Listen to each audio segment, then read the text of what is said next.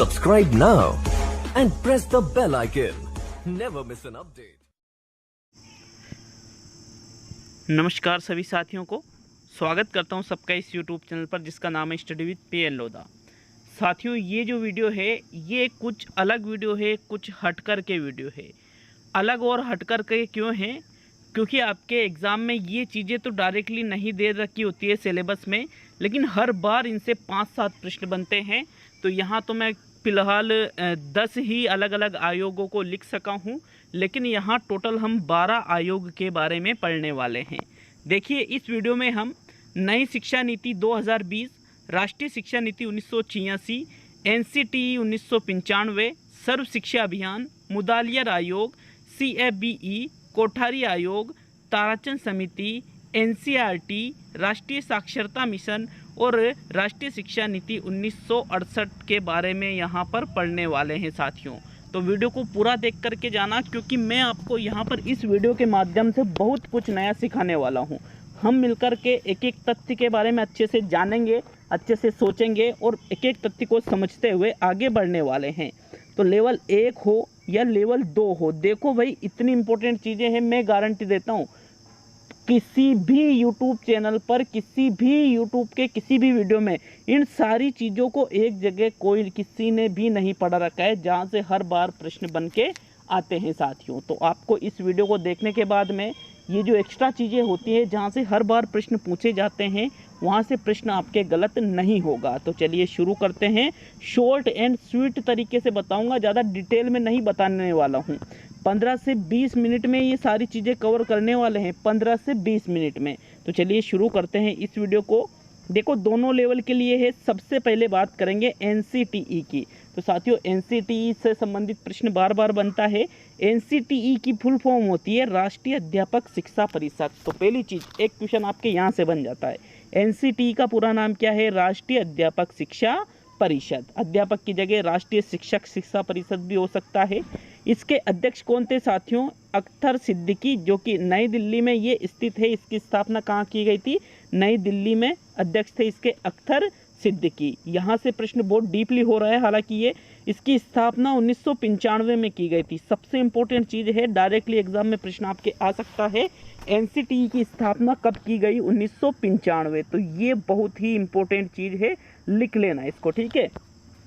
शिक्षकों के प्रशिक्षण संबंधी कार्यक्रम ये आयोजित करती है कि शिक्षकों को कौन कौन से प्रशिक्षण देने हैं, क्या क्या चीज़ें उनको सिखानी हैं, ये चीज़ें NCTE के द्वारा किए जाता है। तो यहाँ पर ये भी डबल स्टार क्या 5 स्टार वाला फैक्ट है। ये अच्छे से याद रखना है। जैसे एग्जाम में प्रश्न बन जाता है कि यहाँ से कि शिक्षकों के प्रशिक्षण संबंधी कार्यक्रम कौन आयोजित करवाता है, तो आपका राइट आंसर है NCTE।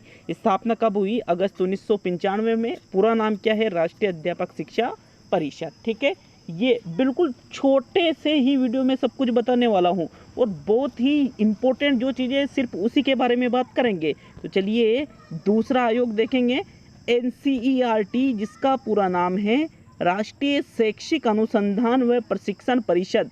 इसकी स्थापना की गई थी साथियों 27 जुलाई 1961 को नई दिल्ली में। देखो, NCERT का सबसे प्रमुख कार्य क्या होता है कि ये राष्ट्रीय स्तर पर पाठ्यचर्या निर्माण का कार्य करता है, ठीक है। देखा होगा आपने, एक होती है आपके RBSC का मतलब एक होता है माध्यमिक शिक्षा आयोग और एक होता है आपके NCERT। तो NCERT पूरे राष्ट्र पर एक समान पाठ्यचर्या का निर्माण करती है, लेकिन जैसे अलग अलग जो बोर्ड होते हैं राज्यों के, वो अलग अलग उनकी पाठ्यचर्या होती है। तो राष्ट्रीय स्तर पर पाठ्यचर्या की यदि बात की जाए तो वहाँ पर आपका राइट आंसर कौन सा होगा? NCERT। इसकी स्थापना कब हुई थी? अच्छे से याद रखिएगा, 27 जुलाई 1961 को, ठीक है। तो चलिए इसके तीसरे फैक्ट के बारे में बात करते हैं। आपके तीसरा फैक्ट बहुत ही इंपॉर्टेंट है, ये इसको गलती से भी मत छोड़ देना। 100% मैं अभी लिख के दे सकता हूँ इस चीज़ की, तो कि आपके NEP 2020 में क्वेश्चन 101% आएगा साथियों, क्योंकि ये चीज़ अभी रीट इसके बाद में आपका रीट का एग्ज़ाम ये हो रहा है, इसके पहले कोई एग्ज़ाम हुआ नहीं है। तो यहाँ पर इसमें से क्वेश्चन आना 100% है, यूँ मानो आप। तो नई शिक्षा नीति 2020, न्यू एजुकेशन पॉलिसी 2020 के नाम से इसको जाना जाता है। देखिए, इस समय प्रधानमंत्री हैं, अभी भी है, वर्तमान में भी, नरेंद्र मोदी।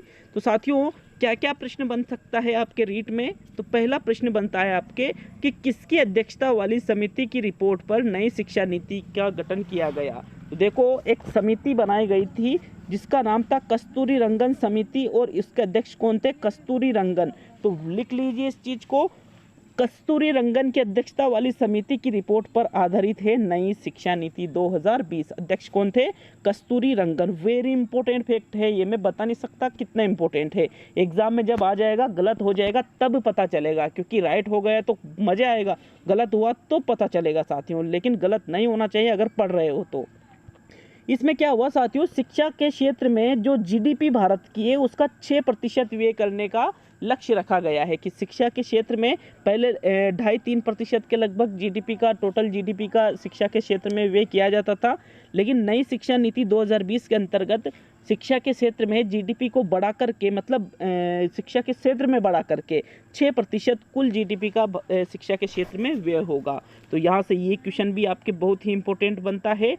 नेक्स्ट इसमें है मानव संसाधन विकास मंत्रालय का नाम बदलकर शिक्षा मंत्रालय किया गया। पहले इसका नाम शिक्षा मंत्रालय था, फिर इसमें बाद में कुछ चेंजेस हुए शिक्षा में, तो वहाँ पर शिक्षा मंत्रालय का नाम मानव संसाधन विकास मंत्रालय रखा, और वापस एनईपी में क्या किया इन्होंने, जो मानव संसाधन विकास मंत्रालय था इसका नाम बदलकर इन्होंने वापस क्या रख दिया, शिक्षा मंत्रालय कर दिया। तो एक क्वेश्चन मैं कह रहा हूँ, एक एक चीज एग्जाम के लिए है, मैं यूँ नहीं कहूँगा कि यहाँ से क्वेश्चन बन सकता है, ये ज़्यादा इंपॉर्टेंट है। हर एक फैक्ट इंपॉर्टेंट है इस वीडियो का, क्योंकि ये वीडियो आप यूँ मानो पैसे देकर भी आप लोगे ना ऐसे वीडियो तो नहीं मिलेगा, मेरी गारंटी है इस चीज़ की। तो साथियों इसलिए अच्छे से, निःशुल्क है सब कुछ, तो अच्छे से थोड़ी ईमानदारी से पढ़ लो इस चीज़ को। देखो इसमें है अगला 5+3+3+4 के फॉर्मेट में शिक्षा दी जाएगी। एनईपी 2020 कहती है कि बच्चों को जो 5+3+3+4 का जो फॉर्मेट है, कैसे वो फॉर्मेट है उसके बारे में बात करते हैं। तो देखो सबसे पहले 5 आता है, तो 5 वर्ष की फाउंडेशन स्टेज इन्होंने बनाई है कि बालक शुरुआत के जो 5 वर्ष शिक्षा ग्रहण करेगा वो उसकी फाउंडेशन स्टेज होगी, जिसमें 3 साल तक वो प्री प्राइमरी स्कूल में रहेगा। 3 साल तक, कक्षा 1 में नहीं आएगा वो। इसके बाद में 4थे साल में वो कक्षा 1 में आएगा, और 5वें साल में वो कक्षा 2 में। 5 वर्ष उसकी उम्र की बात नहीं कर रहा हूँ, जब वो विद्यालय में पढ़ना आएगा तो 3 साल तक तो प्री प्राइमरी स्कूल, और 2 साल उसको कक्षा 1 और 2 की शिक्षा दी जाएगी। तो ये शुरुआत के 5 है। फिर इसके बाद में जो 3 है साथियों, इसमें 3 वर्ष का प्रीपेरेटरी स्टेज होता है, जिसमें बालक कक्षा 3, 4 और 5 की कक्षा में अध्ययन करेगा। इसके बाद में वापस एक और 3 आ रहा है, तो वो 3 वर्ष का मध्य चरण है, जिसमें बालक उच्च प्राथमिक स्तर पर कक्षा 6ठी, 7वीं और 8वीं में शिक्षा ग्रहण करेगा। इसके बाद में 4 वर्ष का अंतिम जो चरण है, उसको देखो बहुत ही इंपॉर्टेंट चीज़, उसको उच्च माध्यमिक न कहकर उसको या तो उच्च चरण कहेंगे या माध्यमिक चरण कहेंगे। पहले क्या होता था, जो 9वीं से 12वीं तक का स्कूल होता था, हम उसको क्या कहते थे, उच्च माध्यमिक। लेकिन अब उच्च, या तो उच्च कह दो या माध्यमिक कह दो, दोनों में से एक चीज़ कहना है। पहले क्या होता था, माध्यमिक के लिए हम कक्षा 10 तक ही माध्यमिक शब्द का प्रयोग करते थे, कक्षा 12 आते ही हम उच्च माध्यमिक शब्द का प्रयोग करने लग जाते थे। लेकिन एनईपी 2020 में जो 4 वर्ष अंतिम जो चरण है, इसमें या तो उच्च चरण कह दो या माध्यमिक चरण कह दो, जिसमें कक्षा 9वीं, 10वीं, 11वीं, 12वीं में बालक अध्ययन करेगा। अर्थात देखो वो 3 साल तो कक्षा 1 में आने में लगेंगे, 3 साल, फिर उसके बाद में कक्षा 1 से लेकर के 12 साल ये 12वीं पास करने तक, तो 12 और 3 15 साल में वो 12वीं पास करेगा साथियों। देखो इसलिए ये नीति 3 वर्ष से लेकर के 18 वर्ष की आयु तक के बच्चों के लिए निर्मित की गई है। अब देखो पहले क्या होता था, कक्षा मतलब बालक जब 6 साल का हो जाता था तो उसको कक्षा 1 में रखा जाता था। यहाँ पर भी 6 साल का हो रहा है तो कक्षा 1 में पहुँच जाएगा, क्योंकि 3 वर्ष से ही बच्चे की शिक्षा आरंभ कर दी जाएगी। बहुत ही इंपॉर्टेंट क्वेश्चन ये बन जाता है कि 3 वर्ष से लेकर के 18 वर्ष तक की आयु के लिए बालक जो है उनकी आयु के लिए है ये नीति। तो अगर प्रश्न पूछे कि एनईपी 2020 में आयु सीमा बताइए, तो 3 वर्ष से 18 वर्ष तक। एनईपी 2020 में कौन सा स्ट्रक्चर है, 5+3+3+4। मैंने एक एक को अच्छी तरह से बता दिया है, यहाँ पर आप इनको अच्छी तरह से लिख सकते हो। आगे बात करेंगे, कक्षा 5 तक मातृभाषा या क्षेत्रीय भाषा में शिक्षण देना होगा। बालक जिस भाषा को बोलता है, जिस भाषा को पहचानता है, जानता है, उसी भाषा में कक्षा 5 तक उसे शिक्षा देना होगा। इसका अगला बिंदु है एनसीईआरटी द्वारा राष्ट्रीय पाठ्यचर्या की रूपरेखा तैयार करना। एनसीईआरटी ही देखो वर्तमान में भी वही करती है और एनईपी 2020 के अंतर्गत भी एनसीईआरटी ही राष्ट्रीय स्तर पर पाठ्यचर्या का निर्माण करेगी। 2030 तक अध्यापक के लिए न्यूनतम डिग्री 4 वर्षीय बीएड करना अनिवार्य होगा। तो पहले तो क्या होता था, पहले 1 वर्ष की बीएड होती थी, फिर इसको 2 वर्ष कर दिया गया। अब यहाँ पर 4 वर्षीय बीएड करने का प्रावधान हो गया है, हो भी रही है वर्तमान में। तो 2030 तक साथियों ये 2 वर्ष की जो बीएड है ना, इन सभी की डिग्रियाँ खारिज हो जाएगी। याद रखना आप इस चीज़ को। उसके आप अगर अध्यापक बनना चाहते हो तो कम से कम आपको 4 वर्षीय बीएड की डिग्री आपके पास होनी चाहिए। इसीलिए एनईपी में 4 वर्षीय बीएड हो रही है और या फिर 4 वर्षीय बीएसटीसी इसमें हो रही है साथियों। तो यहाँ पर अच्छे से आपको याद रखना है इस चीज़ को। 2030 तक ये चीज़ें वैलिड है, बाकी उसके बाद में ये वैलिड नहीं रहेगी। वर्तमान में ये कानून है, अगर हो सकता है 2030 के बाद में कुछ छूट दे दी जाए तो वो बात की बातें हैं। चलिए अगला आयोग पढ़ेंगे। तो आपके इसमें अगला आयोग आता है, हम यहाँ पर पढ़ने वाले हैं राष्ट्रीय शिक्षा नीति 1968, जिसको एनईपी 1968 के नाम से भी जाना जाता है। देखिए, नेशनल एजुकेशन पॉलिसी, राष्ट्रीय शिक्षा नीति 1968, ये प्रथम राष्ट्रीय शिक्षा नीति है देश की। सबसे इम्पोर्टेंट चीज़, एग्जाम में प्रश्न क्या पूछा जा सकता है, देश की प्रथम राष्ट्रीय शिक्षा नीति कौन सी है, 1968 वाली। उससे भी इम्पोर्टेंट चीज़ है, इस 1968 वाली राष्ट्रीय शिक्षा नीति का निर्माण साथियों, इसके पहले एक आयोग बना था, कोठारी आयोग, दौलत सिंह कोठारी जिसके अध्यक्ष थे 64-66 में। तो उन्होंने जो रिपोर्ट दी थी, कोठारी शिक्षा आयोग के सुझावों के आधार पर राष्ट्रीय शिक्षा नीति 1968 का गठन किया गया था।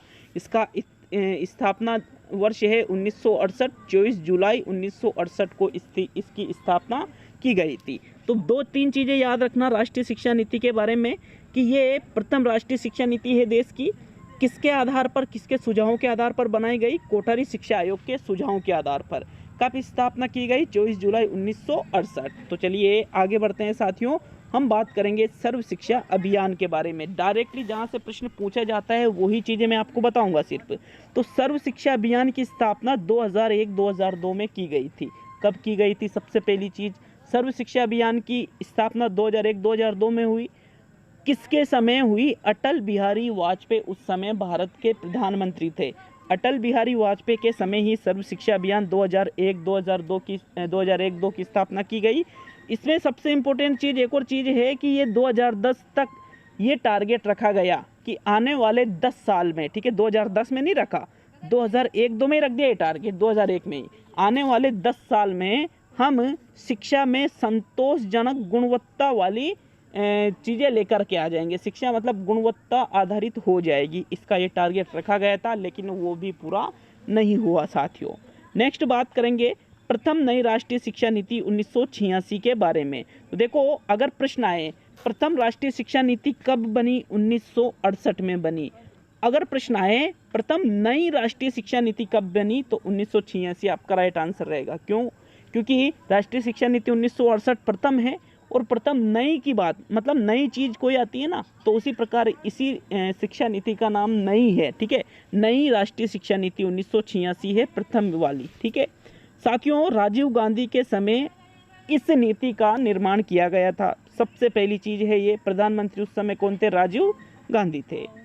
आचार्य राममूर्ति समिति का संबंध इससे है, कैसे है, देखो, आचार्य राममूर्ति समिति का गठन किया गया था सन 1990 में। क्यों किया गया था कि ये जो प्रथम नई राष्ट्रीय शिक्षा नीति 1986 बनी थी, तो इसके जो उद्देश्य थे, उन उद्देश्यों को प्राप्त करने के लिए जो प्रयत्न किए जा रहे थे, वो प्रयत्न पूरे नहीं हो रहे थे। मतलब उद्देश्य, लक्ष्य प्राप्त नहीं हो पा रहे थे। तो क्या क्या कमियां रह गई है, इस चीज़ को चेक करने के लिए ही आचार्य राममूर्ति समिति का गठन किया गया था। तो इसका संबंध फिर किससे रहेगा, 1986 वाली नीति से।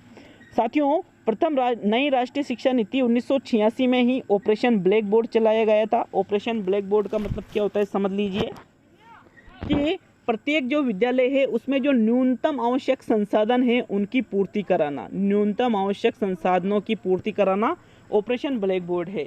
आप यूँ मत सोच लेना कि भाई ऑपरेशन ब्लैक बोर्ड है तो भाई प्रत्येक विद्यालय में ब्लैक बोर्ड लगाना ऑपरेशन ब्लैक बोर्ड है, नहीं। न्यूनतम जो संसाधन जितने आवश्यक होते हैं उनकी पूर्ति प्रत्येक विद्यालय में करना। इसी के अंतर्गत साथियों प्रोग्राम ऑफ एक्शन का गठन किया गया था। 10+2+3 की अवधारणा दी गई थी। जैसे अभी कौन सी अवधारणा है, 5+3+3+4, ये वर्तमान की जो 2020 की नीति है उसकी अवधारणा है।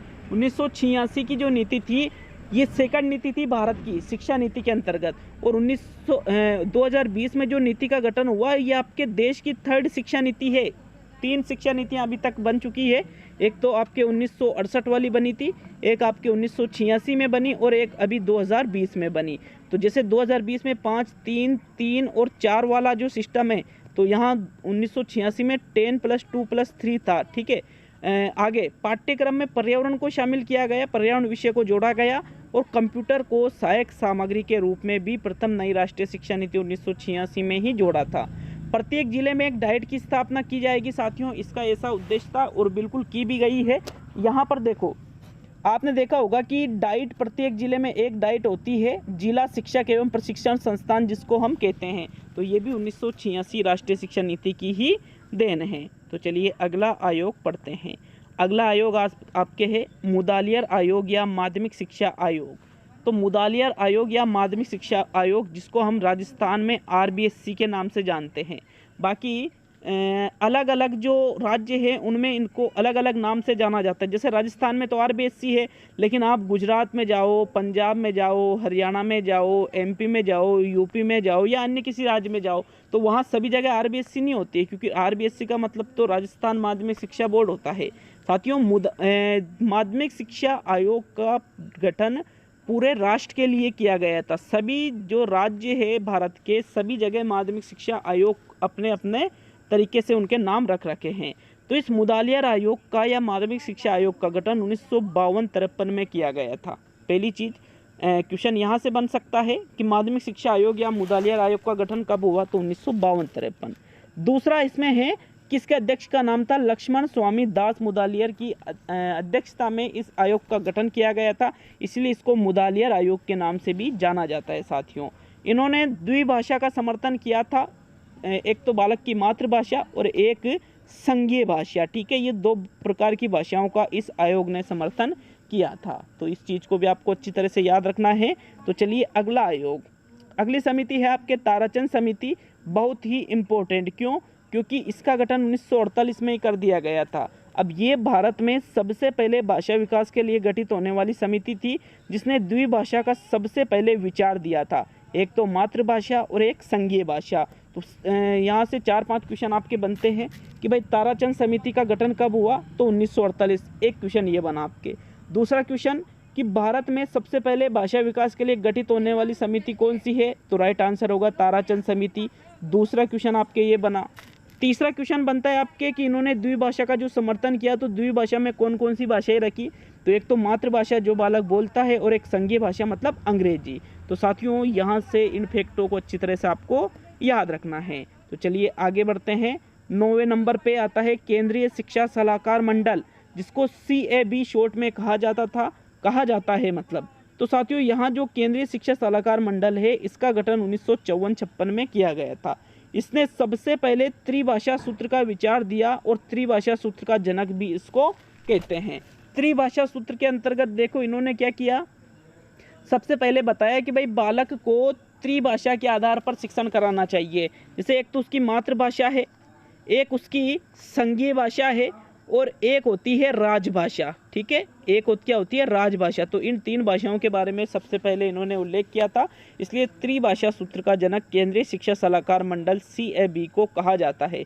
स्थापना वर्ष याद रखना है 1954-56। नेक्स्ट अगली समिति या आयोग जो की है आपके कोठारी आयोग। 64-66 1964-66 क्यों कहा जाता है इसे, 2 सन क्यों आते हैं, क्योंकि कोठारी आयोग का जो गठन है वो 1964 में किया गया था। क्या किया गया था, गठन। और इन्होंने अपनी समिति ने रिपोर्ट भेजी थी 1966 में, इसलिए ये 1964-66 बोला जाता है साथियों। तो कोठारी आयोग का जो गठन है 1964 में किया गया है। 64-66 दोनों ही एक साथ ही आते हैं हमेशा ही। देखो इसके जो जनक हैं, जनक क्या है, इसके जो अध्यक्ष है दौलत सिंह कोठारी की अध्यक्षता में कोठारी आयोग का गठन किया गया था। इसी की रिपोर्ट पर NEP 1968 का गठन किया गया। त्रिभाषा सूत्र का इन्होंने समर्थन किया। तो ठीक है, समर्थन करना उतना इम्पोर्टेंट पॉइंट नहीं है, बट याद रखना है कोठारी आयोग 1964-66 याद होना ही चाहिए, जनक है दौलत सिंह कोठारी। लेकिन सबसे इम्पोर्टेंट प्रश्न क्या बना इसमें से, इसी की रिपोर्ट पर NEP 1968 का गठन किया गया, क्योंकि 64, 66, 68, 64 में इसका गठन हुआ, 66 में रिपोर्ट सौंपी। अब इन्होंने जो रिपोर्ट सौंपी थी तो जो शिक्षाविद थे इनकी रिपोर्ट का अध्ययन करके कि भाई इन्होंने सुझाव दिया था कि एक ऐसी नीति बनाई जाए जिससे बालकों की जो शिक्षा है वो गुणवत्तापूर्ण हो। तो साथियों उसी आधार पर राष्ट्रीय शिक्षा नीति 1968 का गठन किया गया था। तो यहाँ पर ये वेरी इंपॉर्टेंट फैक्ट है, याद रखना इसको। नेक्स्ट आगे बढ़ते हैं, आपके 11वें नंबर पे आता है NCF 2005। वैसे तो बहुत बड़ा चैप्टर है अगर पढ़ाने लग जाऊँ तो, लेकिन साथियों शॉर्ट एंड स्वीट तरीके से आयोग से संबंधित जो नॉर्मल चीज़ें आपके एग्जाम में पूछी जा सकती है वो ही बता रहा हूँ। तो साथियों NCF 2005 में के बारे में तो आपने साइकोलॉजी में अच्छी तरह से पढ़ ही रखा होगा। प्रोफेसर यशपाल इसके जनक हैं, इसके अध्यक्ष थे। मतलब राष्ट्रीय पाठ्यचर्या की रूपरेखा 2005, नेशनल करिकुलम फ्रेमवर्क 2005 इंग्लिश में इसको कहा जाता है। साथियों इसने ही अनिवार्य रूप से त्रिभाषा सूत्र को भारत में लागू किया था। भाई त्रिभाषा सूत्र तो पहले ही दे दिया था, लेकिन लागू अनिवार्य रूप से करने वाला था NCF 2005।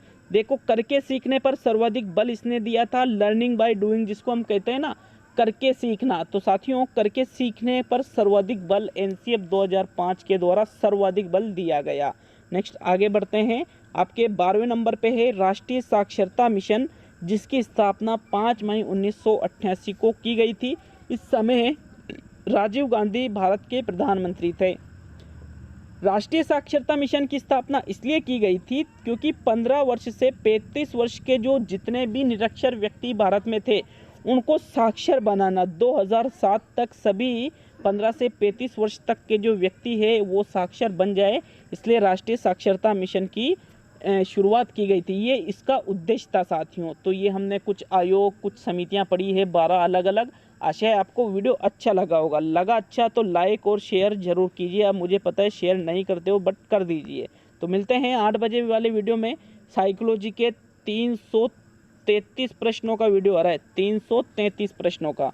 तो साथियों जरूर देखिए। साइकोलॉजी के NCERT और RBSC की किताबों पर पूर्ण रूप से कक्षा 11 और 12 की जो किताबें हैं RBSC की भी और NCERT की भी, तो चारों किताबों से 333 प्रश्न। इन प्रश्नों को करने के बाद में आपको किताबें पढ़ने की ज़रूरत नहीं पड़ेगी RBSC और NCERT। तो ज़रूर देखें सुबह 8 बजे। तो मिलते हैं 8 बजे वाले वीडियो में।